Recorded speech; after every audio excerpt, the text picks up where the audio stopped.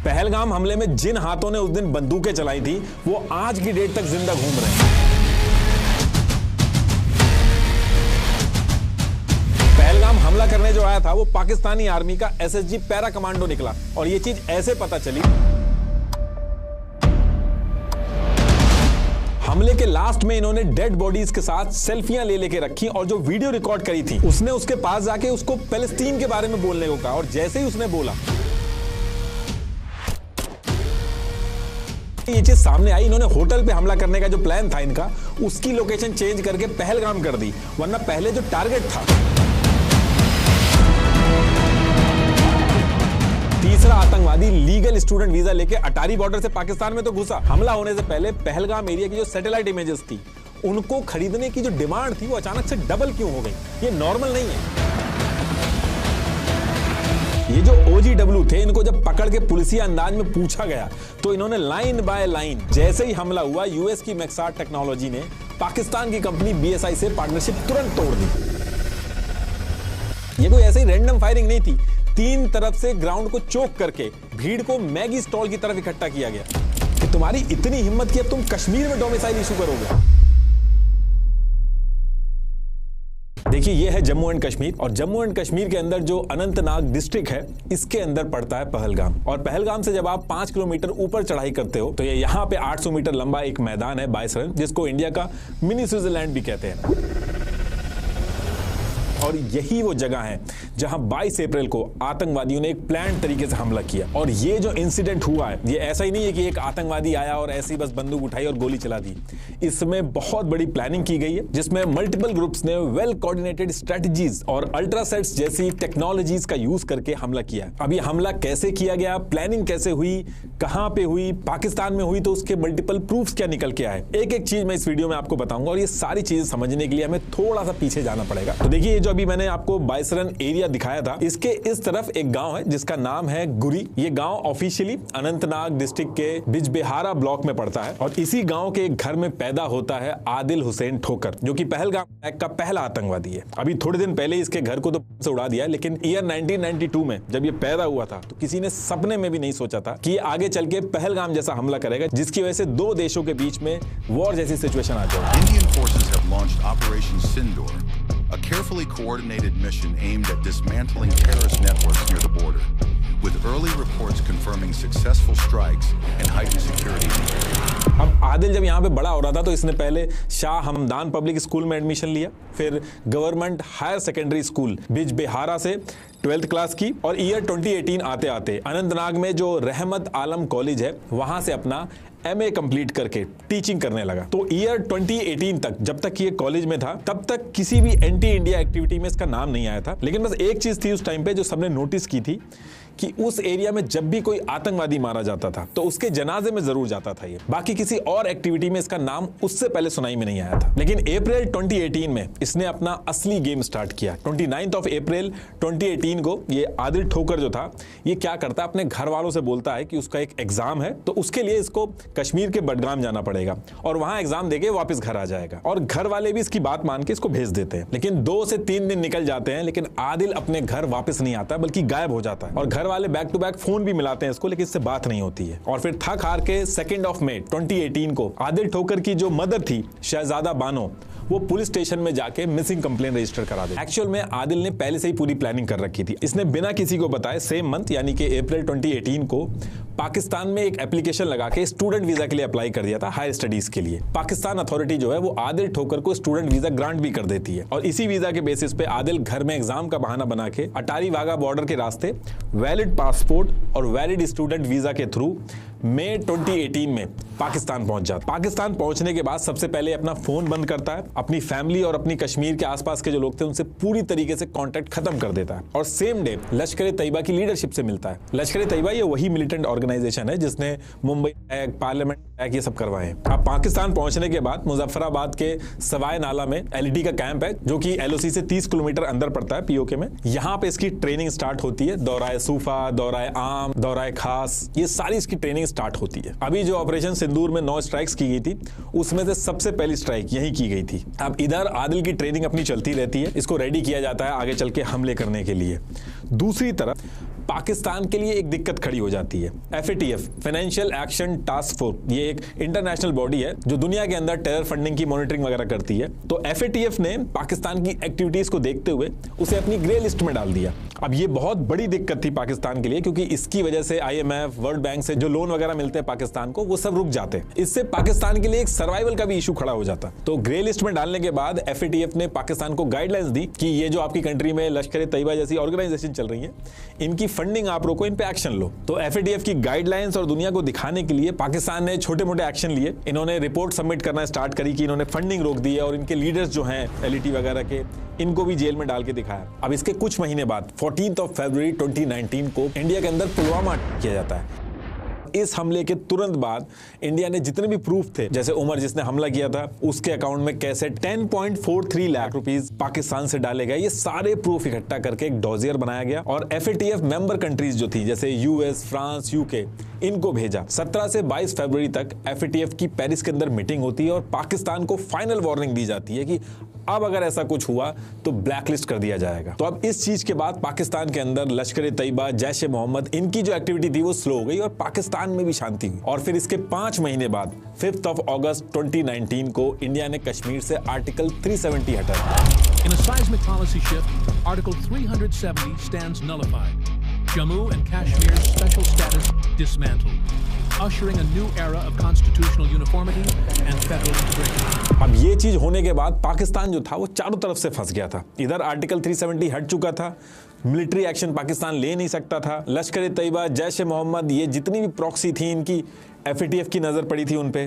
तो इस चीज से निपटने के लिए पाकिस्तान के मुरीदके में, जहां LET का हेडक्वार्टर है, वहां पे मल्टीपल मीटिंग्स होती हैं, इसका सोल्यूशन निकाला जाता है और फिर इसके कुछ टाइम बाद एक नया प्लान बनाया जाता है ताकि कश्मीर के अंदर जो लड़ाई है उसको कंटिन्यू किया जा सके। पाकिस्तान एक नए नाम से आतंकवादी आउटफिट बनाता है, the resistance front, TRF। Plan इसमें यह था कि अपना नाम बदलो, चेहरा बदलो और काम सारा का सारा वही पुराना रखो। जैसे नॉर्मली आपने देखा होगा कि कोई कंपनी जिसका किसी फ्रॉड के चक्कर में बहुत ज्यादा नाम खराब हो जाता है तो वो नए नाम से कंपनी खोल के सेम काम करने लगती है। तो ठीक वैसा ही यहां पे भी किया गया। तो अगस्त 2019 में आर्टिकल 370 हटता है और 2 महीने बाद यानी कि अक्टूबर 2019 में द रेजिस्टेंस फ्रंट, TRF को सेटअप कर दिया जाता है और यही TRF आगे चल के पहलगाम के हमले को अंजाम देती है। ये जो TRF थी इसको ऐसे बनाया गया था कि एक क्लीन लोकल कश्मीरी ग्रुप का इल्यूजन दे, दुनिया भर से ये लोग बचे रहे जिसमें पाकिस्तान का नाम दूर दूर तक ना आए। और इस TRF के अंदर जो पूरा सिस्टम था, जो ऑपरेशन था, उसको चलाने की जिम्मेदारी वही पुराने आतंकवादी जो लश्कर तैयबा, जैश ए मोहम्मद वाले थे, उन्हीं के हाथ में थी। बस नाम बदला गया था। TRF बनने के बाद हायरिंग एक बहुत बड़ा इशू था।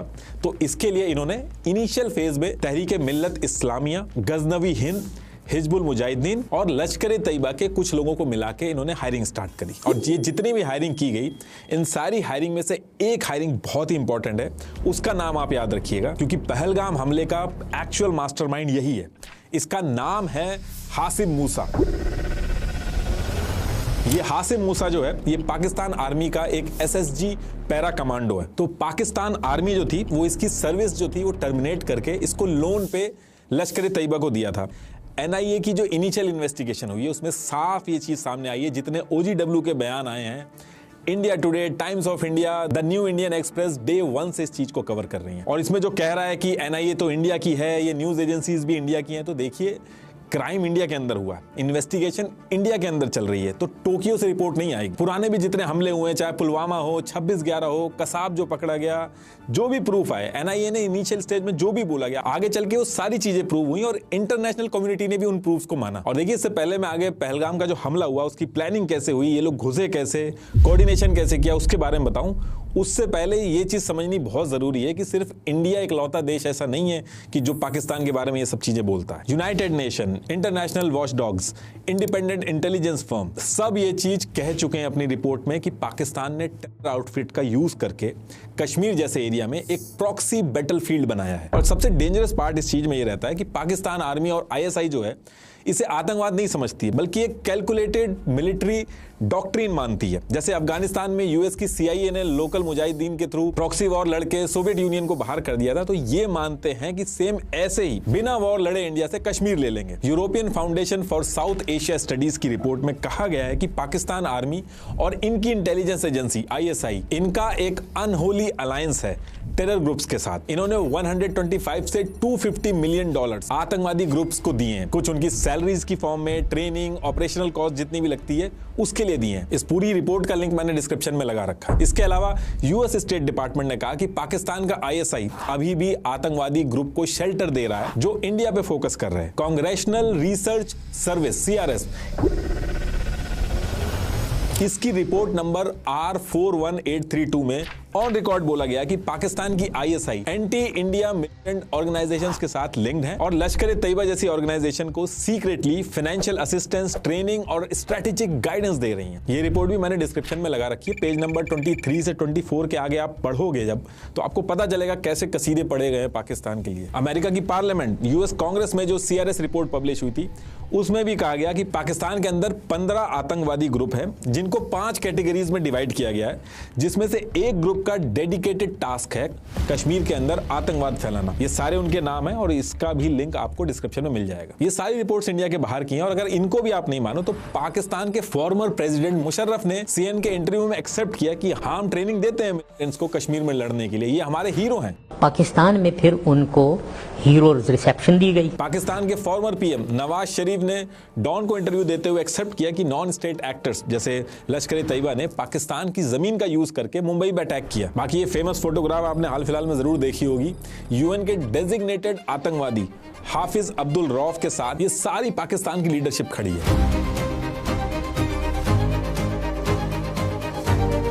और ये मैं शॉर्ट में बता रहा हूं, US department of defence, pentagon, FATF की कितनी सारी रिपोर्ट है, पूरी रात निकल जाएगी और सिर्फ उन रिपोर्ट्स में पाकिस्तान और उनके आतंकवादियों से क्या कनेक्शन रहे हैं सिर्फ उसके बारे में पता गया और ये सब इंडिया के बाहर की रिपोर्ट है। तो देखिए, अभी तक पाकिस्तान आर्मी का जो पैरा कमांडो था हाशिम मूसा, वो आर्मी छोड़ के LET के जो ऑपरेटिव्स थे उनके साथ काम करने लगा था। आदिल ठोकर जो कश्मीर से पाकिस्तान पहुंच गया था, वो वहां पे उसकी ट्रेनिंग चल रही थी। और तीसरी चीज TRF, इसका फॉर्मेशन हो चुका था। और TRF के फॉर्मेशन के बाद दूसरी चीज जो इनको करनी थी, इनको TRF के हेड बनाने थे और हेड ऐसे बनाने थे जिनके ऊपर इनको लंबे टाइम से ट्रस्ट हो, स्किलफुल हो और कश्मीर के लोकल हो। हेड होने से लोकल हायरिंग और उस एरिया की नॉलेज उसको अच्छी होती है, तो उसका बहुत बड़ा एडवांटेज होता है। तो इसके लिए ये लोग सेलेक्ट करते हैं कश्मीर के कुलगाम जिले के रामपुरा के कैमा गांव का रहने वाला मोहम्मद अब्बास शेख। ये बहुत ही पुराना और ट्रस्टी आतंकवादी था LET का। ये 1996 से ही LET के साथ आतंकवाद फैलाने में जुड़ा हुआ था। तो इसी वजह से मोहम्मद अब्बास शेख जो था उसको हेड बनाया गया TRF का।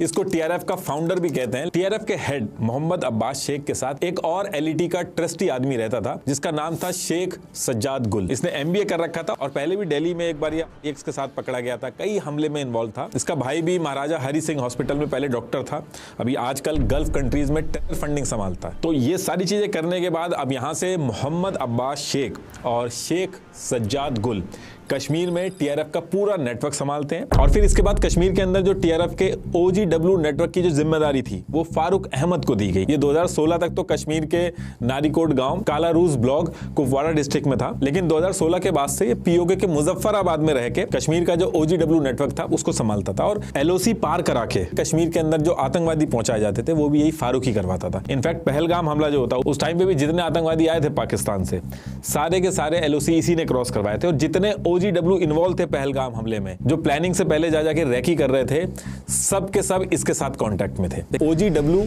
Overground worker.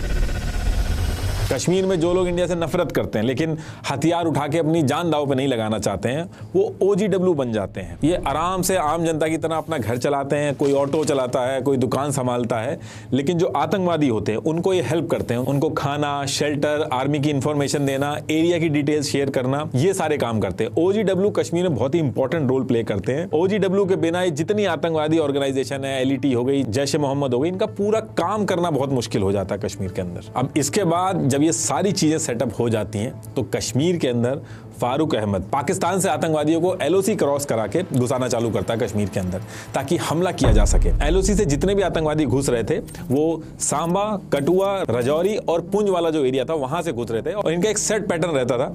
कश्मीर के बॉर्डर पे घुसने के बाद OGW इनको रिसीव करते थे, इनकी हेल्प करते थे और फिर ये बॉर्डर पे आने के बाद डायरेक्ट जम्मू वाला रूट पकड़ के अनंतनाग पहुंचने की बजाय ये जो यहां से आप किश्तवाड़ वाला एरिया जो देख रहे हो, यहां वाले रूट से पहुंचते थे, क्योंकि यहां पे बहुत ज्यादा घने जंगल हैं, नेचुरल केव्स हैं। एवरेज एलिवेशन जो है सी लेवल से 2000 मीटर से भी ऊपर है, तो भागने में बहुत आसानी होती है। यहाँ पे पकड़ना इनको बहुत मुश्किल होता है। 22 अप्रैल 2025 जिस दिन अटैक हुआ था, आज की डेट तक किश्तवाड़ वाला जो इलाका है, हमारी फोर्सेज इनको ढूंढ ढूंढ के मार रही हैं। तो देखिए, ईयर 2022 आते आते इन्होंने अपना पूरा नेटवर्क एस्टेब्लिश कर लिया था कश्मीर के अंदर। टीआरएफ ने अपने आतंकवाद के मॉडल की रीब्रांडिंग करी, ऑनलाइन पोर्टल्स बनाए, टेलीग्राम, सोशल मीडिया का बहुत ज्यादा यूज किया इन्होंने। एक TJRF नाम से टेलीग्राम चैनल भी बनाया जिसमें प्रोपेगेंडा वाली वीडियोस वगैरह शेयर करके कश्मीरियों को ज्वाइन कराते थे। और फिर इसी बीच इन्होंने कश्मीर के अंदर हमले करना स्टार्ट किया। नॉन लोकल जो थे उनको टारगेट करना स्टार्ट किया। लाल चौक से 100 मीटर पे Hari Singh high street market area में मारा इन्होंने।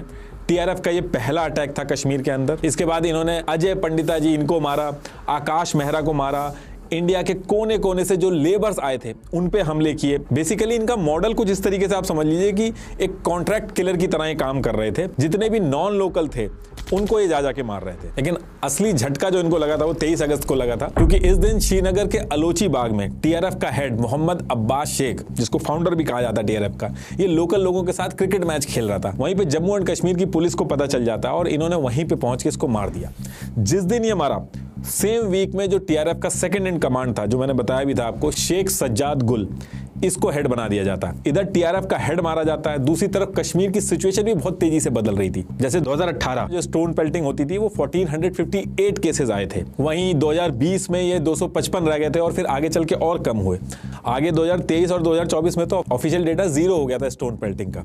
2018 में जो 228 आतंकवादियों के केस रजिस्टर्ड हुए थे, वहीं 2023 की बात करें तो टीआरएफ 44 हमले ही कर पाया था। 2018 में जहां 8.5 लाख टूरिस्ट आए थे, ये नंबर बढ़ के 2023 में 31 लाख हो गया था और उसके नेक्स्ट ईयर तो 43 लाख टूरिस्ट आए थे। 2019 में जहां 296.64 करोड़ की इन्वेस्टमेंट हुई थी, वहीं 2022 में 2153 करोड़ की इन्वेस्टमेंट हुई कश्मीर के अंदर।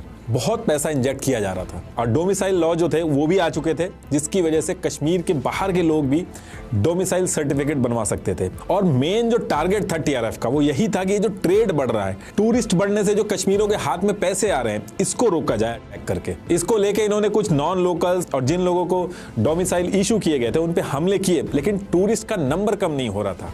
होटल्स फुल थे, पोनी राइडर्स जो थे, ऑटो वाले, हर कोई बिजी था। यूट्यूब पे भी एक बार आप लोकल कश्मीरी जो थे उनके इंटरव्यू वगैरह जरूर सुनिएगा, जिसमें वो खुलेआम बता रहे हैं कि इतना काम था कि एक दिन का भी आराम नहीं था, बहुत पैसा आ रहा था और बहुत टूरिस्ट भी आ रहे थे। तो जो कश्मीर में इतनी तेजी से चीजें चेंज हो रही थी, तो इससे निपटने के लिए अब यहां से असली गेम शुरू होता है।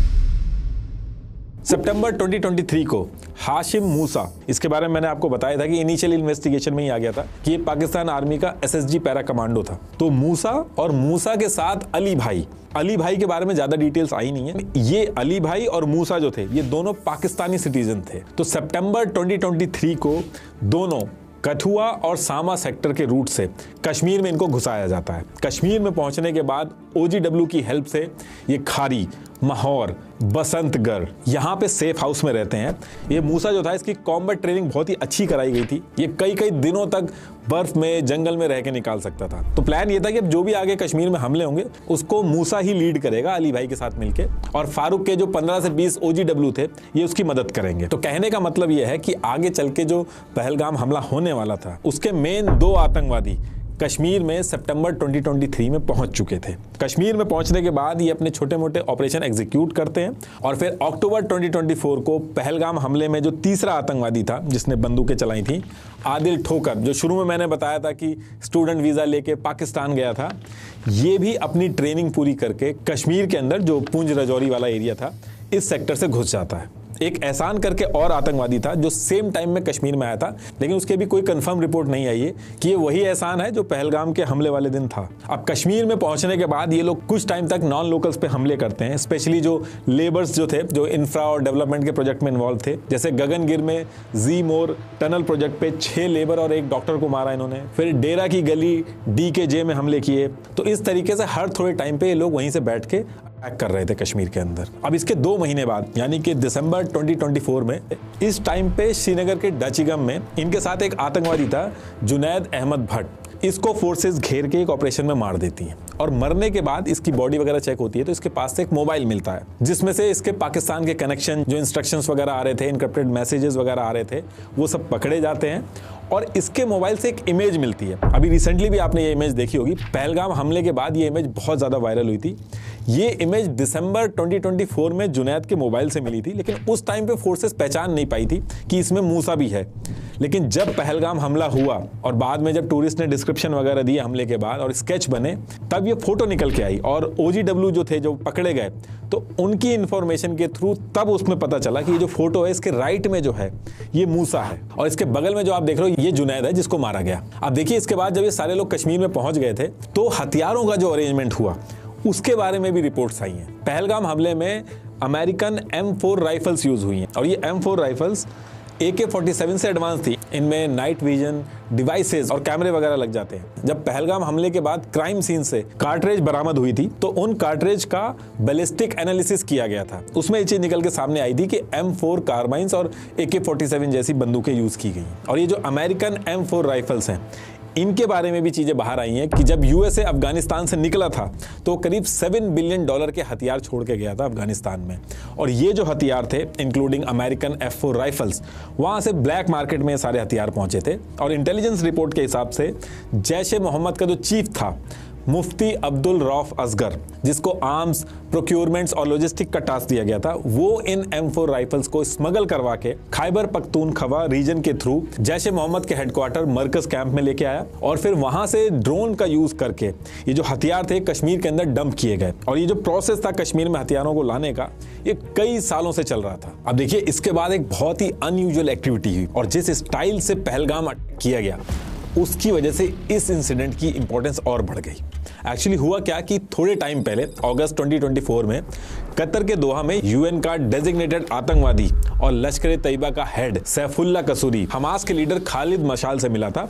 और उस टाइम पे पाकिस्तान की जो पाकिस्तान मरकजी मुस्लिम लीग PMML थी, इसने भी इस मीटिंग की वीडियोस वगैरह डाली थी। लेकिन असली खतरे की घंटी बजती है 5 फरवरी 2025 को। इस दिन क्या होता है कि पाकिस्तान के रवालकोट शहीद सबीर स्टेडियम में हमास के लीडर आते हैं। ये इतिहास में पहली बार हुआ था जब हमास की लीडरशिप ने POK के अंदर कदम रखा था। और यहां पहुंचने के बाद इन्होंने कॉन्फ्रेंस रखी। इस कॉन्फ्रेंस का ऑफिशियल नाम रखा Kashmir solidarity and Hamas operation al Aqsa flood conference.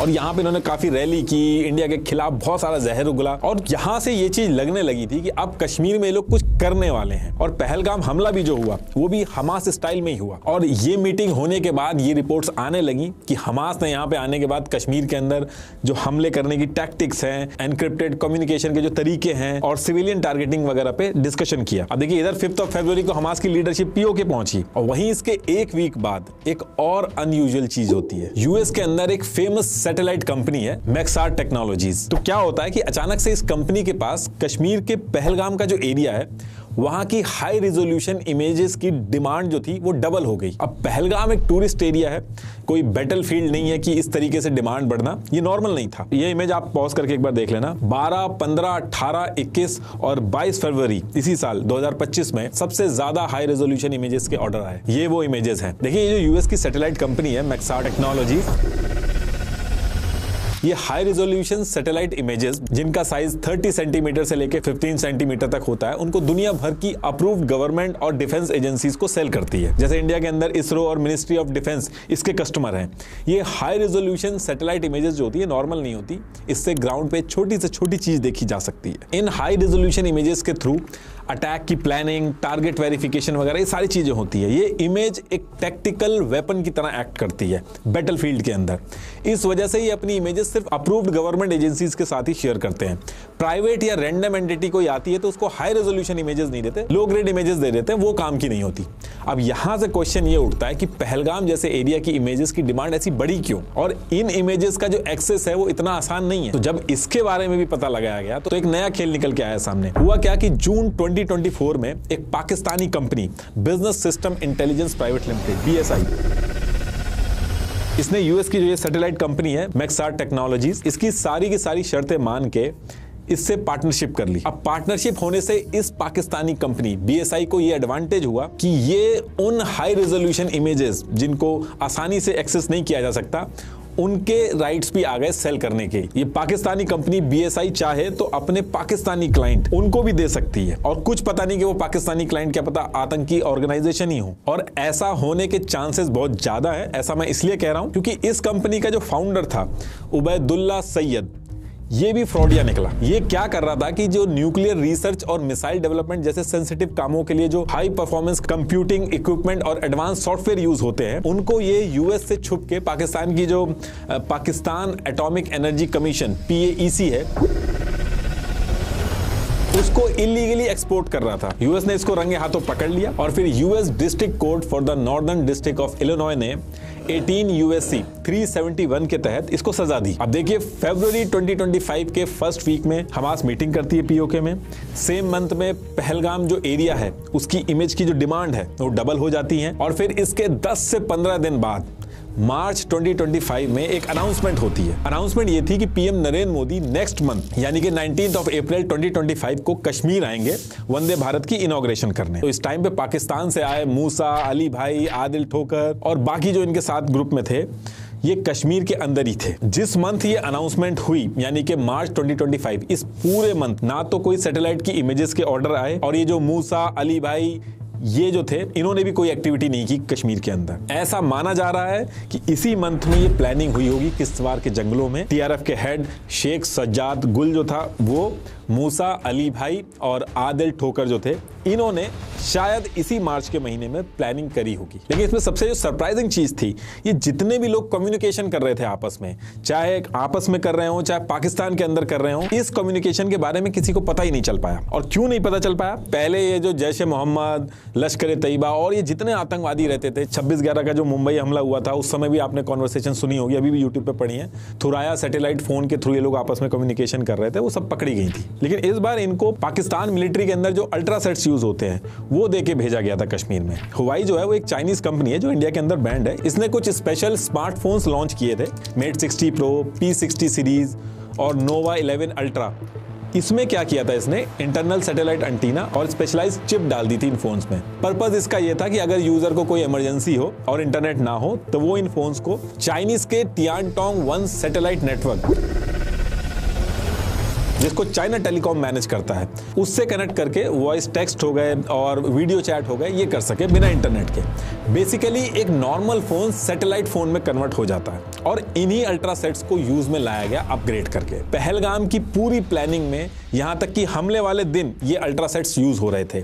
ये पकड़े इसलिए नहीं जा रहे थे क्योंकि जब मूसा और अली भाई जैसे आतंकवादी कश्मीर में बैठ के आपस में कम्युनिकेशन कर रहे थे, तो एक्चुअल में हो ये रहा था कि military grade encrypted radio signal Indian cellular और सैटेलाइट सर्वेलांस सिस्टम को बाईपास करके चाइना की सैटेलाइट का यूज करते थे, और फिर उसके थ्रू पाकिस्तान में जो सर्वर है वहां पे सिग्नल जाते थे, जिससे इनका कम्युनिकेशन ट्रेस ही नहीं हो पा रहा था। और इसलिए ये माना जा रहा है ये जो पूरा मार्च का मंथ था और ये पूरी प्लानिंग हुई, ये पकड़ में ही नहीं आ पाई। इनके कम्युनिकेशन जो थे वही नहीं पकड़ में आए। पाकिस्तान के कराची और POK के मुजफ्फराबाद में बैठ के कोऑर्डिनेशन किया गया इन अल्ट्रासेट्स का यूज करके। ये जो अल्ट्रासेट्स हैं ये सिर्फ एक बार 2023 में सुरन कोटे के एक एनकाउंटर में एक बार हाथ लगे थे एक आतंकवादी के पास से, इसको क्रैक करने की कोशिश की गई। इनफैक्ट इस अल्ट्रासेट को वेस्टर्न कंट्रीज को भी भेजा गया था, लेकिन ये क्रैक नहीं हो पाया था। तो कम्युनिकेशन के लिए अल्ट्रासेट्स तो यूज हुए, और कश्मीर के जंगलों में जो रास्ते ढूंढे जाते थे, पहले जो OGW होते थे उनकी बहुत ज्यादा हेल्प ली जाती थी, लेकिन इस बार OGW की कम हेल्प ली गई। वो इसलिए किया गया क्योंकि इन्होंने नेविगेशन के लिए भी नए मेथड यूज किए। इन्होंने एक ऐप का यूज किया जिसका नाम है एल्पाइन क्वेस्ट, जिसको ट्रैकर जो है वो ऑफलाइन नेविगेशन के लिए यूज करते हैं। जब इंटरनेट नहीं होता है तो गूगल मैप की तरह पहाड़ों पे नेविगेट करते हैं इसका यूज करके, बिना OGW की हेल्प के। जैसे गूगल मैप चलता है उस तरीके से इस एल्पाइन क्वेस्ट ऐप का यूज करके किश्तवाड़ के जंगलों में घूम रहे थे। अब इसके बाद अप्रैल फर्स्ट वीक में प्लानिंग स्टार्ट होती है कि किस तरीके से कश्मीर के अंदर जो टूरिस्ट आ रहे हैं, कैसे ट्रेड को इंपैक्ट किया जाए कश्मीर के अंदर, ताकि ये जो पूरा सिस्टम चेंज हो रहा है बहुत तेजी से कश्मीर के अंदर, वो डिसरप्ट हो सके। तो अप्रैल फर्स्ट वीक में इन्होंने डिसाइड किया कि कश्मीर के जबरान वैली के पास जो लग्जरी होटल्स होंगे, स्पेशली जिनमें फॉरेन टूरिस्ट होंगे, उनके ऊपर हमला करा जाएगा। बेसिकली ये कश्मीर के ट्रेड को इंपैक्ट करना चाह रहे थे। एक तरह से कश्मीरियों के खिलाफ ये ट्रेड वॉर थी। शायद ये भी रीजन हो सकता है क्योंकि PM नरेंद्र मोदी को भी कश्मीर में आना था उस टाइम पे इनॉग्रेशन करने के लिए। तो सेम टाइम पे जो लग्जरी होटल होंगे उनमें हाई वैल्यू टारगेट जो होंगे पीएम के डेलीगेट्स वगैरह जो आते हैं साथ में, उनके होने के भी चांसेस बढ़ जाएंगे। तो उसकी वजह से हमले की जो कवरेज होगी वो और ज्यादा फैलेगी। इस वजह से ये लोग इस टाइम पे होटल के अंदर जो टूरिस्ट होंगे उनके ऊपर अटैक करने का प्लान जो था इन्होंने फिक्स कर दिया था। अब टारगेट फिक्स होने के बाद 4 अप्रैल 2025 को ये रैकी स्टार्ट करते हैं। रैकी करने आदिल ठोकर के साथ OGW जाते हैं। पाकिस्तानी जो मूसा और अली भाई थे ये रैकी करने नहीं जाते थे। 9 अप्रैल को एक लोकल रेजिडेंट था रशपाल, उसके घर में 2 से 3 आतंकवादी M4 राइफल लेके घुसते हैं। अब रशपाल के घर में घुसने के बाद ये फूड, ट्रैवल बैग और अम्ब्रेला मांगते हैं।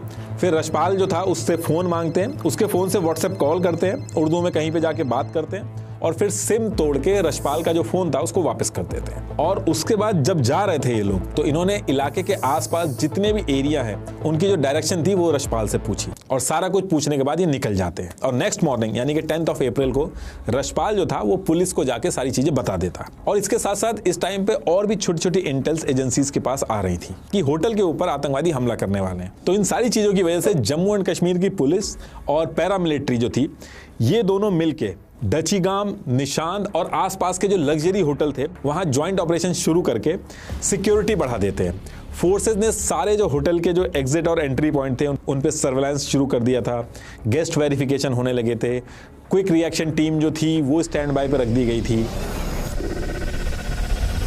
अब इसी टाइम पे एक चीज और निकल के आती है कि प्राइम मिनिस्टर नरेंद्र मोदी जो हैं उनकी जो विजिट होनी थी कश्मीर के अंदर इनॉग्रेशन के लिए वो कैंसिल कर देते हैं। और रीजन बताया जाता है कि कश्मीर का वेदर खराब है, इस वजह से ये विजिट जो है वो कैंसिल की जाएगी और वीडियो कॉन्फ्रेंसिंग के थ्रू कर ली जाएगी। अब इसके कुछ टाइम बाद ये जो होटल था जहां पे मूसा, अली भाई इन सब ने टारगेट फिक्स कर लिया था कि होटल के टूरिस्ट पे करेंगे, ये लोग ये प्लान कैंसिल कर देते हैं। अब इसके लिए ये लोग फिर से रैकी स्टार्ट करते हैं और रैकी करने के बाद 4 लोकेशन फाइनल की जाती है, जिसमें पहली थी अरू वैली, दूसरी थी बेताब वैली, तीसरा इन्होंने लोकल अम्यूजमेंट पार्क जो होते हैं उनको सेलेक्ट किया था और चौथी थी बाइसरन वैली। अब इसके नेक्स्ट डे ये जो 4 लोकेशन सेलेक्ट की गई थी इसमें से अम्यूजमेंट पार्क की जो लोकेशन थी उसको ये लोग हटा देते, कैंसिल कर देते। और रीजन इसके पीछे ये था क्योंकि इसकी लोकेशन से पहलगाम पुलिस स्टेशन सिर्फ 500 मीटर की दूरी पे था, यानी कि 1-2 मिनट के अंदर ही पुलिस पहुंच सकती थी। और जो अरू वैली वाली जो लोकेशन थी उसको भी ये लोग अपने प्लान से ड्रॉप कर देते हैं। रीजन ये था कि एक तो यहाँ पे नेटवर्क की दिक्कत थी, दूसरा रोड का कनेक्शन बहुत स्ट्रांग था, तो फोर्सेस का आना और लोगों का भाग जाना बहुत आसान था। और बेताब वैली में भी सेम इशू था, सिक्योरिटी फोर्सेस पास में थी और हमला करने के बाद जो आतंकवादी थे उनका बच के भागने के जो ऑप्शंस थे वो बहुत लिमिटेड थे। और फिर ये सारी चीजें कैलकुलेट करने के बाद फाइनली इन्होंने सेलेक्ट किया पहलगाम की बाइसरन वैली। रीजन ये था कि एक तो यहाँ पे कोई सिक्योरिटी की प्रेजेंस नहीं थी, दूसरा टूरिस्ट का जो फुटफॉल था वो बाकी कंपैरेटिवली ज्यादा था। यहाँ पे गाड़ी नहीं पहुंच सकती थी, सिर्फ ट्रैकिंग करके या घोड़े से जाया जा सकता था। सिक्योरिटी फोर्सेस को आने में भी 30 से 40 मिनट लगते ही लगते। सीआरपीएफ की डेल्टा कंपनी 116 बटालियन का जो सबसे करीब बेस था वो 4 से 5 किलोमीटर पे था। ये मैप है उसका, चारों तरफ से घने जंगल, तो हमला करके जंगलों में भागना बहुत आसान था और कोई भी सीसीटीवी कैमरा नहीं था। और जब ये चीज होती है तो इसके नेक्स्ट डे न्यूज आती है कि यूएस के वाइस प्रेसिडेंट इंडिया आ रहे हैं। और इस न्यूज के आने की वजह से यह फैसला हुआ कि जब यूएस का वाइस प्रेसिडेंट इंडिया के अंदर होगा उसी बीच में हमला किया जाएगा ताकि पूरे वर्ल्ड में न्यूज बने। इसलिए 22 अप्रैल की डेट फिक्स कर दी गई। तो बाकी आतंकवादी तो पहले से ही बाइसरन के एरिया के आसपास थे, लेकिन 21 अप्रैल को मूसा और अली भाई जो इतने दिनों से जंगल में छुपे थे उनको ग्रीन सिग्नल मिलता है और दोनों सेम डेट यानी कि 21 अप्रैल की रात में कोकरनाग के फॉरेस्ट से निकलते हैं बाइसरन वैली की तरफ। जो रूट ये पकड़ते हैं वो किश्तवाड़, दक्षम, लरनू, चटपाल, ऐशमुकम ये वाला रूट पकड़ते हैं बाइसरन की तरफ निकलने के लिए। कुछ रिपोर्ट में आपको अवंतीपुरा, तराल, सिरीगुवार, पहलगाम वाला रूट भी मेंशन मिलेगा, लेकिन ज्यादातर रिपोर्ट में किश्तवाड़ वाला ही रूट मेंशन है, तो मैंने वही वाला लिया। अब यहां से लोग चलते हैं और 21 से 22 घंटे लगातार चलने के बाद बाइसरन के जो आसपास के जंगल हैं वहां पे आके बैठ जाते हैं और वेट करते हैं हमला करने का। आदिल ठोकर वहीं श्री गुवारा के पास के एरिया में था, तो वो पहले से ही वहां पे था। अब देखिए पहलगाम जो है वो ये यहाँ पे है और यहाँ से 5 से 6 किलोमीटर उबड़ खाबड़ कच्चे रास्ते से आप ऊपर ट्रैक करके जाते हो तो करीब 1 घंटा लगता है। और ट्रैक करने के बाद आप ये इस गेट पे पहुंचते हो और जैसे ही इस गेट से आप एंट्री करते हो तो एंट्री करते ही 800 मीटर लंबा और 600 मीटर चौड़ा ग्रीन मैदान दिखता है। यही मैदान है बाइसरन वैली और इसी के आसपास के जंगलों में आतंकवादी छुप के वेट कर रहे थे। तो एक यहाँ से एंट्री एग्जिट गेट है और एक यहाँ से एंट्री एग्जिट गेट है इस मैदान का। ये जो पूरा एरिया है इसको पहलगाम डेवलपमेंट अथॉरिटी ने ब्रिज बेहरा के एक आदमी को 3 करोड़ रुपए में 3 साल के लिए टेंडर में दे दिया था। तो उसी ने इस एरिया के अंदर टिकटिंग का सिस्टम किया, जिप लाइनिंग स्टार्ट करवाई और इस एरिया के चारों तरफ फेंसिंग लगा के भी सिक्योर की। सिक्योरिटी जो है वो अमरनाथ यात्रा के टाइम यहाँ प्रोवाइड होती है। बाकी के टाइम सिक्योरिटी तभी आती है जब टूर ऑपरेटर या होटल वाले इन्फॉर्म करते हैं अथॉरिटीज को कि टूरिस्ट ज्यादा हो गए, तब वो सिक्योरिटी आती है। 9 बजे बाइसरन वैली की एंट्री खुलती है और पहलगाम से टूरिस्ट अलग अलग होटलों से अपनी अपनी लोकेशन से बाइसरन वैली की तरफ पहुंचना शुरू करते हैं और बाइसरन वैली का जो मेन गेट है यहाँ से टिकट ले लेके बाइसरन वैली में एंट्री लेना स्टार्ट करते हैं और धीरे धीरे करके 1000 टिकट बिक चुके थे। मतलब कि 1000 लोगों का फुटफॉल इस एरिया में हो चुका था और अब इसके बाद दोपहर के 1:30 बज चुके थे और तब तक करीब 400 टूरिस्ट बचे थे इस लोकेशन के अंदर। बाकी सारे जितने थे वो वापस जा चुके थे। किसी को भी बिल्कुल आइडिया नहीं था कि आगे क्या होने वाला है। अब इसके 15 मिनट बाद यानी कि 1:45 पे पहला आतंकवादी मोस्ट प्रोबेबली आदिल ठोकर जो था वही घुसता है। देखिए यहाँ पे जो मैं आपको जितनी भी चीजें बताऊंगा इस पूरे सीन में ये कहना मुश्किल होगा कि इधर से मूसा गया या इधर से आदिल गया, क्योंकि इस चीज का कॉन्फर्मेशन नहीं हो पाया कि आदिल किधर से घुसा, मूसा किधर से घुसा। सिर्फ इतना कंफर्म हुआ है कि मूसा, अली भाई और आदिल वहां पे थे जिन्होंने बंदूकें चलाई थी और कुछ आतंकवादी जो थे वो जंगल में एज अ बैकअप थे। कुछ ऐसे थे जिनके हाथ में बंदूक नहीं थी लेकिन वो भीड़ में मिले हुए थे। इसलिए एक्चुअल में उस समय वहां पे कितने आतंकवादी थे ये कहना मुश्किल था, लेकिन अली भाई, मूसा और आदिल ठोकर ये कंफर्म थे वहां पे जिन्होंने बंदूक उठा के लोगों को मारा। तो इस तरीके से एक आतंकवादी कश्मीरी फेरन पहन के ये इस तरफ से ग्राउंड में एंट्री करता है। इसकी वगैरह कश्मीरी जो फेरन इसने पहन रखी थी उसके अंदर छुपा रखी थी, तो आराम से पब्लिक के बीच में घुस के इधर ये जो एंट्री एग्जिट गेट है इसकी तरफ जाने लगता है। जैसे ही ये एंट्री एग्जिट गेट पे पहुंचता है ये बंदूक निकाल के हवा में फायरिंग करना स्टार्ट कर देता है। किसी आदमी पे नहीं चलाता है, हवा में कॉन्टिन्यूसली फायरिंग करता है और भीड़ को जो मेन एंट्री एग्जिट गेट है उसकी तरफ ले जाने की कोशिश करता है। अब जैसे ही भीड़ मेन एंट्री एग्जिट गेट की तरफ इकट्ठा होने लगती है तो वहीं साइड से जंगलों की तरफ से फेंस जो लगी हुई थी वहां से कूद के 2 आतंकवादी मिलिट्री ट्रैक सूट पहन के वगैरह लेके खड़े हो जाते हैं और मोस्ट प्रोबेबली ये मूसा और अली भाई थे। पब्लिक सोच रही थी कि सिक्योरिटी वाले हैं, तो देखिए ऐसे ही कुछ आतंकवादी आए रैंडम, उन्होंने फायर करके लोगों को मार दिया। ऐसा नहीं था, ये एक वेल प्लान ट्रैप था जिसमें जो दोनों एंट्री एग्जिट पॉइंट थे उनको प्रॉपर ब्लॉक किया गया और ये जितने टूरिस्ट थे इनको चारों तरफ से घेरा गया और एरिया बहुत बड़ा था। तो जब ये सारी चीजें हो रही थी तो कुछ लोग जो दूसरी तरफ थे उनको पता ही नहीं चल पाया कि दूसरी तरफ क्या चल रहा है, वो आराम से अपना जिप लाइनिंग वगैरह कर रहे थे। अब भीड़ जब मेन एंट्री एग्जिट पॉइंट पे पहुंचती है तो वो जो दोनों आतंकवादी थे जो सिक्योरिटी वाले जिनको लोग समझ रहे थे वो भी गोली चलाना स्टार्ट कर देते हैं। फिर ये सारी भीड़ को इधर ये जो भेलपुरी और चाय और फूड की जो स्टॉल थी इस पॉइंट पे भीड़ को इकट्ठा करते हैं, औरतों और आदमियों को अलग करते हैं। ये सारी चीजें जो करी इन्होंने ये मेन एंट्री एग्जिट जो गेट था उससे 50 मीटर के अंदर ही करी। अब आदमी और औरतों को अलग करने के बाद ये आदमियों से पूछते हैं कि हिंदू है कि नहीं और फिर जो नहीं बताते उनसे कलमा पढ़वाते हैं। देवाशीष भट्टाचार्य के पास जैसे ही आतंकवादी आए उन्होंने कलमा पढ़ दिया तो उनको छोड़ के आतंकवादी दूसरी तरफ चला जाता है। एक क्रिश्चियन वहीं बगल में खड़ा था, उससे पैलेस्टीन का जो इशू था उस पर बोलने को कहा गया। कुछ की पैंट उतरवाई गई और फिर जो हिंदू टूरिस्ट थे उनको क्लोज रेंज से गोली मार दी गई। अब इसी टाइम पे आदिल हुसैन जो पोनी राइडर था, ये टूरिस्ट जो थे उनको घुमाने लेके आया था।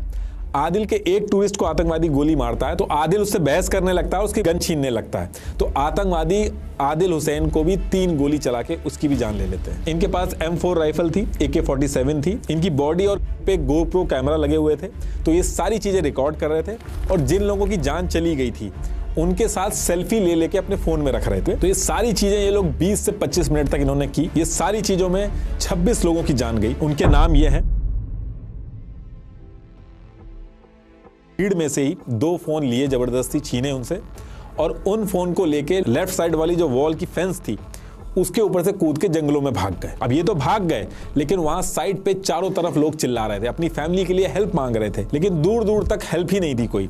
फिर जैसे तैसे करके 2:30 बजे पुलिस के पास पहली बार इंफॉर्मेशन पहुंचती है कि बाइसरन वैली में आतंकवादियों ने ये सब कर दिया है। पहलगाम पुलिस स्टेशन के SHO शॉक्ड हो जाते हैं और इनको बाइसरन वैली पहुंचने में टाइम लगता। तो इन्होंने जल्दी मदद भिजवाने के लिए कश्मीर की सारी यूनियन के जो जनरल प्रेसिडेंट अब्दुल वाहिद थे इनको इन्फॉर्म करते हैं कि ये सारी चीजें हो गई और जल्दी से जल्दी हेल्प भेजी जाए। और अब्दुल वाहिद को जैसे ही पता चलता है वो पोनी ओनर एसोसिएशन के प्रेसिडेंट रईस अहमद भट्ट को बता देते हैं। इनके भी फोन के नेटवर्क नहीं आ रहे थे तो ये अकेले ही बाइसरन वैली की तरफ भागने लगते हैं और जो रास्ते में जो इनको एक दो लोग मिलते हैं उनको अपने साथ ले लेते हैं और जंगल से शॉर्टकट लेके फोर्सेस से पहले पहुंच जाते हैं। कहने का मतलब है कि इतनी भीड़ में सिर्फ 5 से 6 लोग ही पहुंच पाए थे मदद के लिए। ये प्रोफेशनल भी नहीं थे तो ये लोग पीठ वगैरह पे बैठा के जिस तरीके से रेस्क्यू किया जा सकता था वो कर रहे थे। फिर जैसे तैसे करके SHO रियाज जो है वो पहुंचते हैं और फिर CRPF की 116 बटालियन के कमांडेंट राजेश कुमार जो थे वो अपनी 25 लोगों की टीम के साथ पैदल भागते भागते साइड पे पहुंच जाते हैं और फिर रेस्क्यू ऑपरेशन स्टार्ट होता है। हेलीकॉप्टर वगैरह आते हैं। अब जैसे ही हमला होता है इसके थोड़ी देर बाद TRF जो थी वो हमले की जिम्मेदारी लेती है और रीजन बताती है कि जो डोमिसाइल इशू करे जा रहे हैं इसलिए किया गया। अब इसके बाद ये जो पूरा एरिया था उसको सैनिटाइज किया जाता है। टूरिस्ट जो थे जिनके साथ ये सारी चीजें हुई थी उनके स्टेटमेंट लिए जाते हैं, स्केच बनवाए जाते हैं, क्रैकडाउन स्टार्ट होते हैं। OGW जो थे उनको पकड़ा जाता है, उनके स्टेटमेंट लिए जाते हैं और लोग जो इन्वॉल्व थे उनको पकड़ के कैसे प्लानिंग हुई उसको जोड़ा गया और जो जो OGW और आतंकवादी पकड़े जा रहे थे उनके जो घर थे उनको लगा के डिस्ट्रॉय कर दिया जा रहा था। लेकिन 25 अप्रैल 2025 को यूनाइटेड नेशन सिक्योरिटी काउंसिल ने प्रेस स्टेटमेंट इशू किया जिसमें इस पहलगाम हमले को क्रिटिसाइज करना था। तो इस प्रेस स्टेटमेंट का जो फर्स्ट ड्राफ्ट था उसमें direct the resistance front TRF का नाम लिखा हुआ था। लेकिन जैसे ही TRF का नाम इसमें लिखा हुआ देखा पाकिस्तान ने इसका अपोज किया। पाकिस्तान ने कहा कि UN की इस ऑफिशियल प्रेस स्टेटमेंट से TRF का नाम हटना चाहिए। ये उस स्टेटमेंट की ओरिजिनल कॉपी है, आप पॉज करके देख लेना, कहीं भी TRF का नाम मेंशन नहीं है। चाइना ने भी UN की 1267 सैंक्शन कमेटी में TRF को ब्लैकलिस्ट करने वाला जो इंडिया का प्रपोजल था उसको रोक दिया। चाइना के डिप्लोमेट च्वांग ली ने पाकिस्तान के कहने पे TRF का नाम लिस्ट से हटा दिया और बहुत ही फक्र से पाकिस्तान ने नाम हटाने के बाद अपने पार्लियामेंट में बताया कि हमने TRF का नाम नहीं आने दिया। अब देखिए सर्च ऑपरेशन अभी भी चल रहा है, OGW पकड़े जा रहे हैं, लेकिन मेन जो उस दिन बंदूकों पे जिनके हाथ थे, जिन्होंने मारा था, मूसा, अली भाई, आदिल ठोकर,